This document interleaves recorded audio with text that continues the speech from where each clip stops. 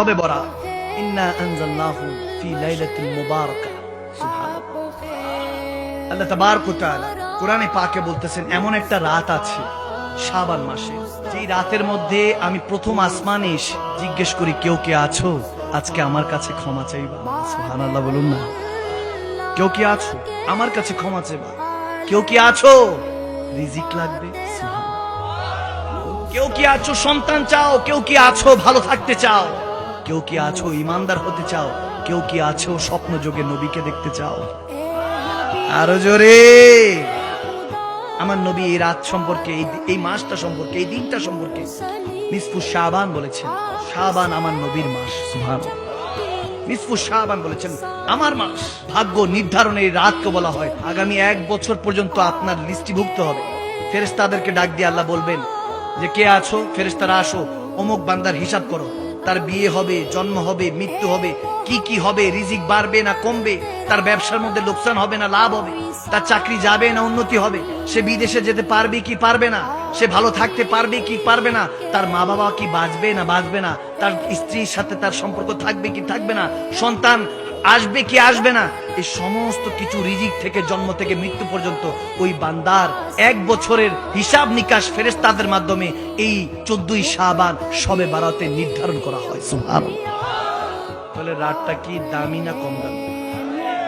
এটা নিয়ে কনফিউশন আছে আমাদের বাংলাদেশে, এটা নিয়ে বিভিন্ন মতানৈক্য আছে। দেখেন, মতানৈক্যের মধ্যে 3 কোয়ালিটির আছে। এক কোয়ালিটি আছে চূড়ান্ত পর্যায়ে এটা মানে, এক কোয়ালিটি আছে চূড়ান্ত পর্যায়ে এটা মানেই না।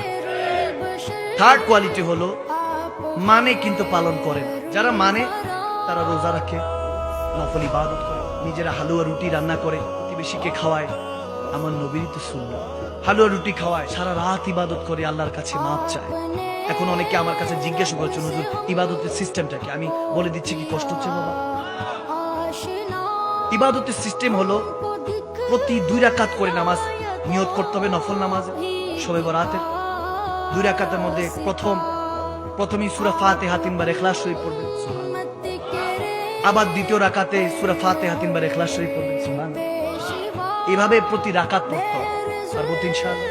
2 রাকাত পর 4 রাকাত পড়বেন, 4 রাকাতের সময় তাসবিহ তাহলিল করবেন, বেশি বেশি করে তাসবিহ তাহলিল করবেন। যেমন এটা করতে পারেন, সুবহানাল্লাহি ওয়া বিহামদিহি সুবহানাল্লাহিল আযীম। এইটা বেশি বেশি করতে পারেন, এটা আমলনামা ভারী করে। সুবহানাল্লাহ। আমার নবীর বুখারী শরীফের শেষ হাদিস। বেশি বেশি করে দুরুদ ইস্তিগফার পড়বেন। এভাবে কেউ 10 রাকাতের নিয়ত, কেউ 8 রাকাতের নিয়ত, 4 রাকাত করেই পড়তে হয়। কেউ 8 রাকাত, কেউ 12 রাকাত, কেউ 16 রাকাত, কেউ 20 রাকাত, কেউ তো 100 রাকাতও পড়ে। সুবহানাল্লাহ। যার যতটুকু সামর্থ্য পড়বেন, তারপর রোজা রাখার নিয়ত করবেন। এখন সবই ঠিক আছে, নিসফু শাবান শবে বরাত সবাই পালন করব, কিন্তু প্রবলেমটা হয় এটাকে যারা বলে যে জায়েজই নেই, নাউজুবিল্লাহ। ভালো কাজ মসজিদ আটকে রাখেন, হাউ ইজ ইট পসিবল? আপনি কি বুঝাচ্ছেন? আপনি যদি শবে বরাতের দিন মসজিদ তালা দিয়ে রাখেন যে এই দিন বেদাতি দিন, নাউজুবিল্লাহ। কি করছে বান্দা? ইবাদত করছে, নফল নামাজ পড়ছে, রোজা রাখছে, বান্দা নিজে পাকিয়ে অন্যকে খাওয়াচ্ছে, যেটা উল্টাপাল্টা কাজ, সেটার আমরা সবসময় বিরোধিতা করি। কিন্তু শবে বরাতে যারা ইবাদত বান্দি করবে তাদের জন্য যদি মসজিদ বন্ধ করে দেন, তাহলে তো আপনার মতো বখিল কৃপণ, আপনার মতো কমিনা দুনিয়ার মধ্যে কেউ নেই। ভালো কাজের আপনি আদেশ করবেন, খারাপ কাজের নিষেধ।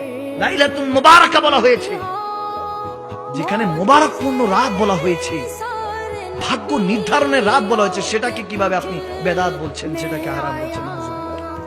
আমার মাথায় বুঝে আসে।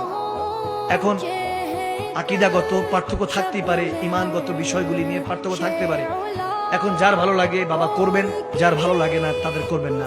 আমি বলি, সবার কিসমতে ইবাদত থাকে না, সবার কিসমতে ঈমানও থাকে না।